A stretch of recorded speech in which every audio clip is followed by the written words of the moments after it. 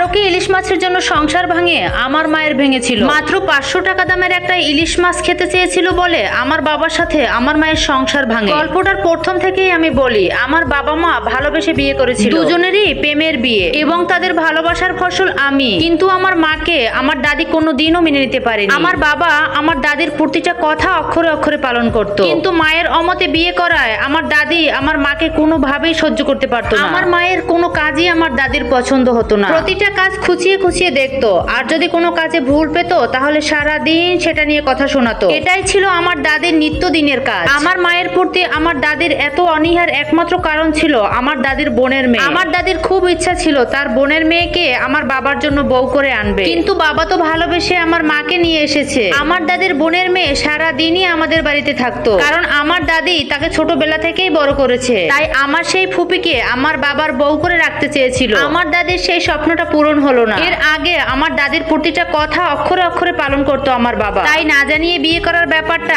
আমার দাদি আজও পর্যন্ত হজম করতে পারে। সমস্ত রাগ দাদি আমার মায়ের উপরই ঝাড়তো। আমার মায়ের পছন্দের মাছ ছিল ইলিশ মাছ। আমার মা ইলিশ মাছ খেতে খুবই পছন্দ করত, তাই বাবা কোনোদিন ইলিশ মাছ আনতো না বাড়িতে। ইলিশ মাছ আনলে দাদি খুব চেঁচামেচি করতো। বাড়িতে যেদিন ইলিশ মাছ আনার কথা বলতো সেদিন দাদি খুব কান্নাকাটি করতো আর বলতো, ওর বউ আমার গলায় ইলিশ মাছের কাঁটা বেঁধিয়ে মেরে ফেলতে চায়। আসলে কাঁটাটা ছিল শুধুমাত্র অজুহাত। দাদি কোনোদিনও চাইতো না আমার মায়ের পছন্দের কোনো জিনিস অথবা পছন্দের কোনো খাবার এ বাড়িতে আসুক। এরপর থেকে আস্তে আস্তে আমার মা ইলিশ মাছ খাওয়াটাই বন্ধ করে দেয়, আর আমার দাদি সবসময় আমার মায়ের সাথে একটা না একটা নিয়ে লেগেই থাকতো। আর আমার বাবা যখন বাসায় আসতো তখন আমার দাদি সারাদিনের সব নালিশ করতো। আর আমার বাবা আমার মাকে বুঝাতো, বয়স হয়ে গেছে তো, আর কতদিন বা বাঁচবে, একটু মানিয়ে নাও, একটা সময় পর তোমারও শান্তি আসবে। আর আমার মা আমার বাবার সব কথা মেনে চলতো। আর আমি তখন অনেক ছোট ছিলাম, মায়ের সব কথা বুঝতে চাইতাম কিন্তু বুঝতে পারতাম না। কিন্তু প্রায় সময় দেখতাম আমার মা মুখ বুজে কান্না করতেছে, আর আমার দাদি আমার মাকে দেখতে পারতো না কিন্তু আমাকে খুব ভালোবাসতো। একদিন হঠাৎ করে আমাদের বাসায় ইলিশ মাছ রান্না করা হয়। খাবার টেবিলে বসে আমার দাদি আমার মাকে ইলিশ মাছের মাথাটা আনতে বলে, কিন্তু আমার মা